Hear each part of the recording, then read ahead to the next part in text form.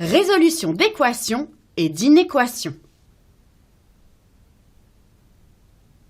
Résoudre l'équation et l'inéquation suivante. Alors premièrement, on me donne l'équation ln de x au carré moins 3ln de x moins 4 égale 0. Et deuxièmement, on me donne l'inéquation ln de x au carré moins x moins 2 strictement supérieure à 2ln de 3 moins x. Première question, on me demande de résoudre l'équation ln de x au carré moins 3 ln de x moins 4 égale 0. Alors résoudre une équation, c'est quoi? En fait, c'est trouver les x donc, qui annulent le membre de gauche, donc un x qui vérifie l'équation. Alors, avant de chercher donc les x ou le x qui vérifie l'équation, je vois que j'ai du ln. Or, logarithme népérien, je sais que c'est une fonction qui est définie sur 0 ouvert plus l'infini. Donc, il faut peut-être que je pose une condition sur les x avant de résoudre mon équation. Petit rappel de cours. Résolution d'équation avec logarithme népérien.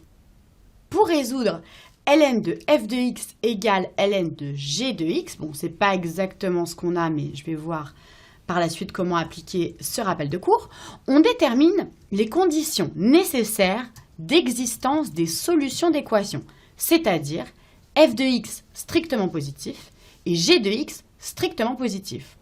On peut noter cet ensemble grand E, puis on résout l'équation dans grand E, c'est-à-dire qu'il faut vérifier que les solutions appartiennent à grand E.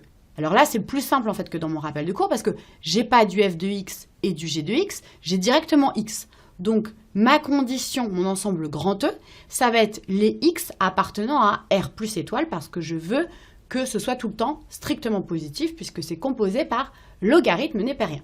Et une fois donc que j'aurai résolu mon équation, je vérifie que mes x sont bien strictement positifs. Donc je vais noter cet ensemble. Donc ici, on cherche des solutions dans grand E.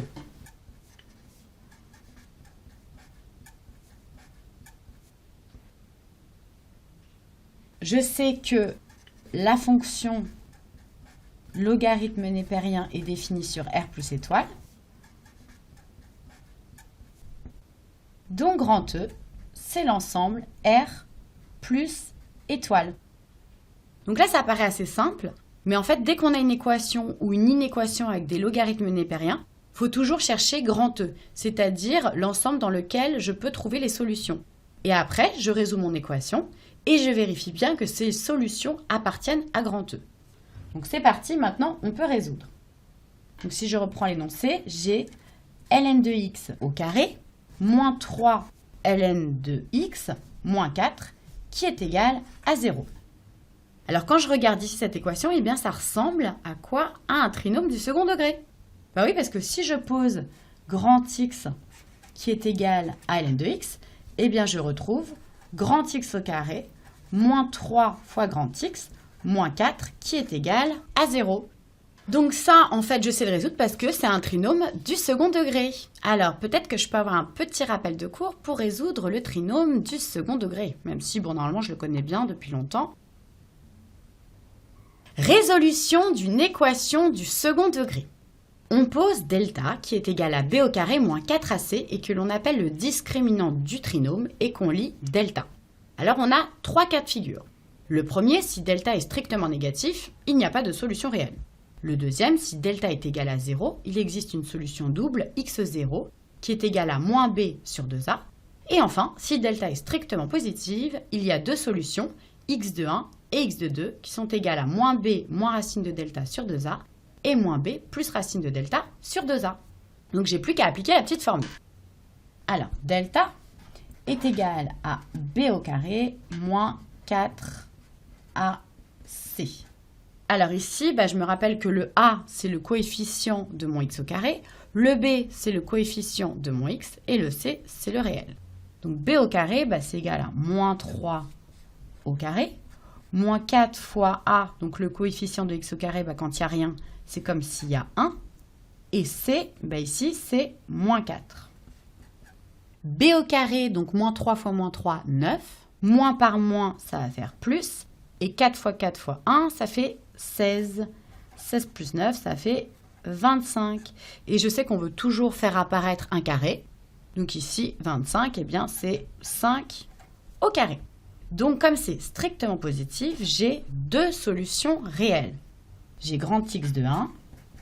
Alors je me rappelle ma formule, c'est moins b moins racine de delta sur 2a ou grand X de 2 qui est égal à moins b plus racine de delta sur 2a. Alors, grand X de 1, moins b, donc c'est moins 3, donc plus 3, moins racine de delta, donc moins 5, sur 2a, 2 fois 1, donc sur 2. Donc 3 moins 5, ça me fait moins 2, moins 2 sur 2, ça me fait moins 1. Et x2, donc c'est égal à moins b, donc moins 3 plus 3, plus racine de delta, donc plus 5, sur 2a, 2 fois 1, donc sur 2. Donc 3 plus 5, 8, divisé par 2, ça me fait 4. Donc j'ai deux solutions, x de grand 1 qui est égal à moins 1, et x de grand 2 qui est égal à 4. Alors là, est-ce que j'ai fini? Non, parce que j'avais posé grand x qui est égal à ln de x. Donc maintenant, il faut que je revienne à mon ln de x. Donc ça veut dire qu'on a ln de petite x1 qui vaut moins 1 et ln de petit x2 qui vaut 4. Donc moi, ce qui m'intéresse, c'est le x1 et le x2. Alors ici, pour enlever le ln, je vais passer par la fonction exponentielle, qui est la fonction réciproque de ln. Et je peux le faire parce que exponentielle est définie sur r. Donc moins 1, ça ne pose pas de problème. Donc je vais le noter. La fonction exponentielle est définie sur r. Donc je peux composer par la fonction exponentielle et ça me donne quoi? Exponentielle de ln de x de 1 est égale à exponentielle de moins 1. Et pour celui-ci, exponentielle de ln de x2 qui est égale à exponentielle 4. Alors, je sais que e de ln de x, ça me donne x. Donc, je vais le noter. Or, e de ln de x, c'est égal à x pour tout x appartenant à r plus étoile. Mais ici, il n'y a pas de souci, on est dans r plus étoile. Donc, au final, qu'est-ce que ça me donne? Ça me donne x de 1 qui est égal à e de moins 1 et x2 qui est égal à e à la puissance 4. Alors, est-ce que j'ai terminé? Non, parce que j'ai vu tout à l'heure dans mon rappel de cours qu'il faut que je vérifie que ces deux solutions appartiennent bien toutes les deux à e, donc c'est-à-dire à r plus étoile. Alors, e à la puissance moins 1, je sais que c'est comme une puissance négative. C'est comme si je passe le e en dessous d'une barre de fraction. Et ici, ça devient positif. C'est comme 1 sur e à la puissance 1. C'est comme 1 sur e. Et e, je sais que c'est positif. Donc ici, tout ça, c'est positif. Donc ça appartient bien à r plus étoile. Et ici, e à la puissance 4, aussi, je vois que ça appartient à r plus étoile. Donc au final, mes deux solutions, elles appartiennent bien à mon ensemble E, c'est-à-dire R plus étoile. Donc elles sont toutes les deux bonnes.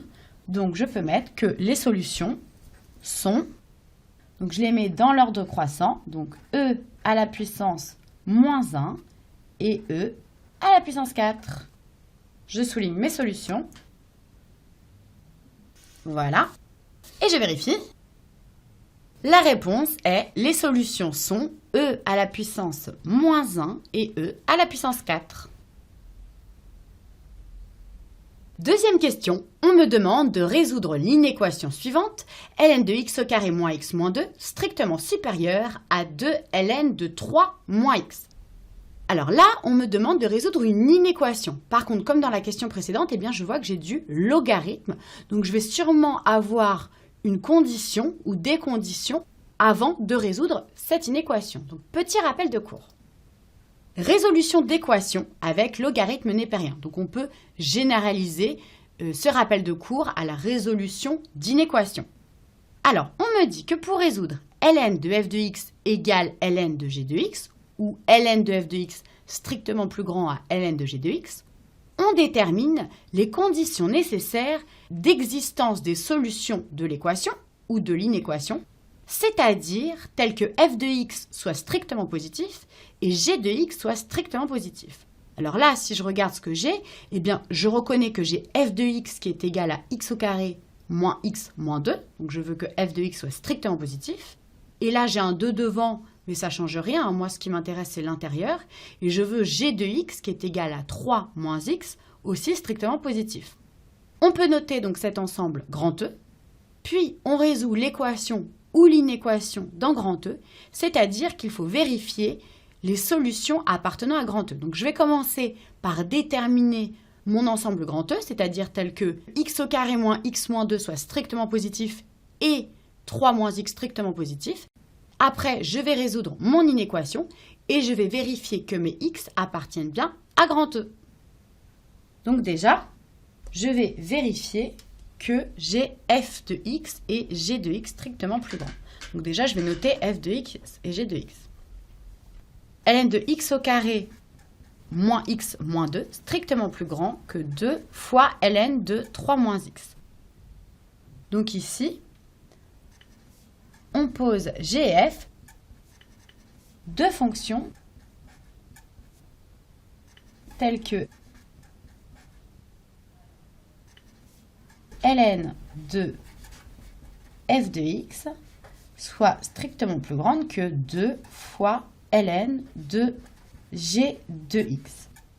Donc déjà, on va commencer par chercher l'ensemble grand E. Donc l'ensemble grand E, ce sera en fait eh bien, les x tels que f de x soit strictement plus grand que 0 et g de x strictement plus grand que 0.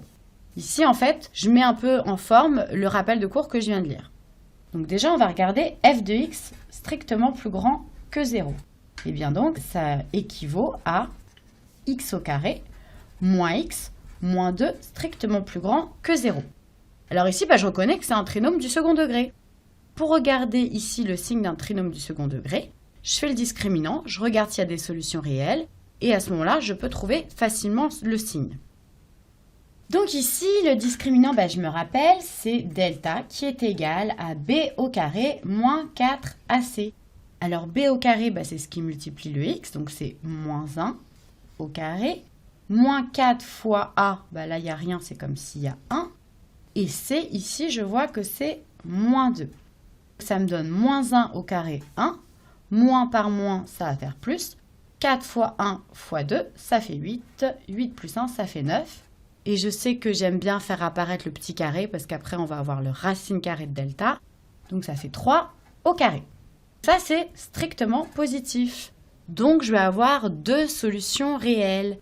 Et je sais que c'est du signe de A à l'extérieur des racines. Et ici, A, c'est positif. Donc, ça va être strictement positif à l'extérieur des racines. Donc, c'est quoi mes racines? C'est x1 qui est égal à moins b moins racine de delta sur 2a. Je me rappelle ma petite formule. Et x2 qui est égal à moins b plus racine de delta sur 2a. Donc, x1, ça me donne moins b, donc moins 1 plus 1. Moins racine de delta, donc moins 3, sur 2 fois a, donc 2 fois 1, ça fait 2. Donc 1 moins 3, ça fait moins 2. Sur 2, ça me fait moins 1. Et x2, donc moins b moins 1, ça me fait 1. Plus racine de delta, donc plus 3. Sur 2a, 2 fois 1, ça me fait 2. Donc 1 plus 3, ça fait 4, divisé par 2, et bien ça fait 2. Donc j'ai deux racines, x1 et x2. Et je sais que c'est du signe de A à l'extérieur des racines. Donc ça va être positif à l'extérieur des racines. Donc je peux noter que x au carré moins x moins 2 est strictement positif si x appartient à l'intervalle, donc à l'extérieur des racines, donc c'est-à-dire à moins l'infini moins 1. Donc là, je ne le prends pas parce que c'est strict. Union, donc pareil, je ne prends pas celle-ci non plus, 2 plus l'infini. Donc ici, on peut noter déjà ce premier intervalle I. Est-ce que j'ai trouvé mon intervalle E? Non, parce qu'on voulait aussi que G de X soit strictement positif. Donc en fait, mon intervalle E, ça va être l'intersection, parce que quand c'est et, c'est l'intersection, c'est-à-dire qu'on veut les deux à la fois, de i et de mon deuxième intervalle j que je vais chercher maintenant, c'est-à-dire tel que g de x soit strictement positif. G de x strictement positif. Donc j'avais vu que g de x c'était 3 moins x, ah bah ça va être du coup beaucoup plus rapide, supérieur à 0.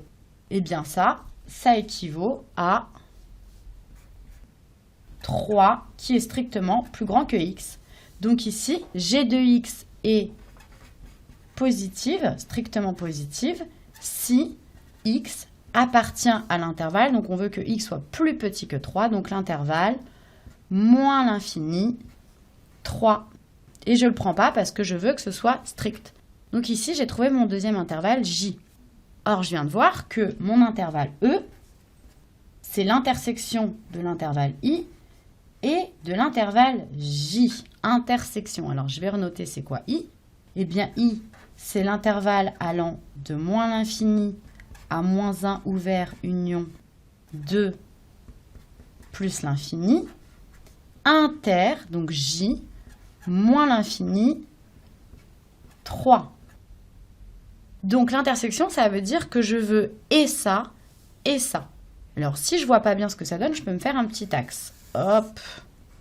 Alors ici, je vais mettre 0. De quoi j'ai besoin? De moins 1, de 2 et de 3. Donc déjà, je vais regarder c'est quoi mon intervalle i. Eh bien, mon intervalle i, c'est de moins l'infini à moins 1. Et le moins 1, il est exclu, c'est-à-dire on ne le prend pas. Union 2 plus l'infini. Donc, on ne prend pas le 2 jusqu'à plus l'infini. Et mon intervalle j, c'est quoi? De moins l'infini à 3 exclus. C'est-à-dire 3 exclus, on ne le prend pas. Et c'est, hop, tout ça. Donc, je regarde où c'est doublement assuré. Eh bien, en fait, c'est doublement assuré, si on regarde bien, de moins l'infini à moins 1 exclu, union de 2 à 3 exclu. Donc ici, j'ai trouvé mon intervalle E. C'est un peu long, mais on est obligé de le faire avant de résoudre l'inéquation. Donc maintenant, je vais pouvoir résoudre mon inéquation dans E. Donc maintenant, on résout ln de x au carré moins x moins 2 strictement plus grand que 2 ln de 3 moins x. Alors ici, j'ai du ln à gauche et du ln à droite. Je sais que je vais pouvoir composer par exponentielle pour enlever le ln. Mais avant, ici, j'ai un 2 et ça, je veux l'enlever. Or, je sais que n ln de a, c'est égal à ln de a à la puissance n avec a, bien sûr, qui appartient à r plus étoile, parce qu'on est avec du logarithme. Donc, je vais pouvoir appliquer cette petite formule. Donc, ça me donne que ln de x au carré moins x moins 2 est strictement plus grand que ln de 3 moins x, donc du coup, au carré. Et bien, très bien. Donc maintenant, je vais pouvoir composer par exponentielle, parce que j'ai plus rien devant mes ln. Donc, qu'est-ce que j'ai le droit de composer par exponentielle? Oui, parce que exponentielle, c'est défini sur r, donc j'ai pas de problème. Et est-ce que ça change le sens de mon inéquation? Non, parce que exponentielle est strictement croissante. Donc ça, il faut toujours que je justifie. Je sais que les profs de maths, ils aiment bien quand on justifie. Alors, je vais le noter. La fonction exponentielle est strictement croissante sur R. Donc, ça ne change pas le sens de mon inégalité. Donc maintenant, je compose par exponentielle. Donc, exponentielle de ln de x au carré moins x moins 2 est strictement plus grande de exponentielle de ln de 3 moins x au carré.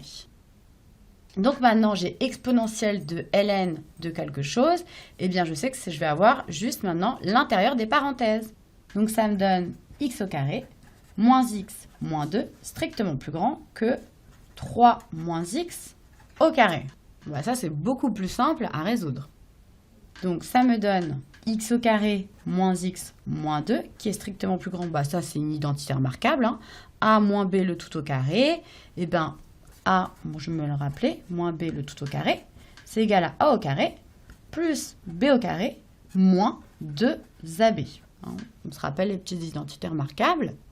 Et bien, du coup, ça me fait 3 au carré, donc 9, plus b au carré, donc plus x au carré, moins, parce que ici j'ai un moins 2ab, donc 2 fois 3 fois x, moins 6x. Alors ici, ça va simplifier un petit peu. Je vois que j'ai du x au carré, hop, ça s'annule. Alors qu'est-ce qui me reste? Je vais mettre les x à gauche et les réels à droite. Donc ici, ça me donne moins x, je passe le moins 6x de l'autre côté, ça me fait plus 6x, strictement plus grand que 9. Et ici, j'avais le moins 2 qui passe de l'autre côté, plus 2. Donc au final, j'ai 6x moins x, ça me fait 5x, strictement plus grand que 11. Et ici, le 5, je peux le diviser, ça ne change pas le signe, parce que ici, c'est strictement positif. Donc, il faut toujours que je me pose la question si ça change le sens ou pas. Donc, ça me donne x strictement plus grand que 11 cinquièmes. Donc, ça me donne x qui appartient à l'intervalle. Donc, ici, comme c'est strict, on ne prend pas, donc le crochet est ouvert. 11 cinquièmes plus l'infini. Alors, est-ce que j'ai terminé? Eh ben non, parce qu'il faut que je vérifie que x appartient à e. Alors, E, je me rappelle que c'était l'intervalle moins l'infini moins 1 ouvert, union 2 jusqu'à 3 ouvert. Donc là, en fait, je veux l'intersection entre les solutions ici que j'ai trouvées, 11 cinquièmes jusqu'à plus l'infini, et mon intervalle E. Alors ici, 11 cinquièmes, eh bien, c'est égal à 2 et quelques. C'est plus grand que 2. Donc, comme c'est plus grand que 2, eh ben, on va se situer dans cet intervalle-là.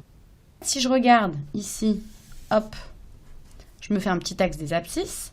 Donc, je regarde moins 1. Là, je peux mettre 0, je peux mettre 2, je peux mettre 3, et je peux mettre ici 11 cinquièmes. Eh bien, je veux l'intersection entre E et ici, mes solutions. Donc, E, c'était quoi? Eh bien, c'était ça, hop. Et de 2, ici, à 3. Et mes solutions, eh bien, c'était, je prenais pas le 11 cinquième, et ça allait jusqu'à plus l'infini. Donc, au final, l'intersection entre mes solutions et mon intervalle E, eh bien, c'est là où j'ai la barre où c'est assuré, c'est-à-dire l'intervalle ouvert, 11 cinquième et 3. Donc, je peux mettre mon ensemble de solutions. Donc, x appartient à l'intervalle ouvert, c'est-à-dire qu'on exclut les valeurs, on ne les prend pas. 11 cinquièmes jusqu'à 3. Hop. Je peux souligner ma solution et je vérifie. Et voilà, les solutions, c'est l'ensemble 11 cinquièmes, 3 ouvert. Ah, c'est fini.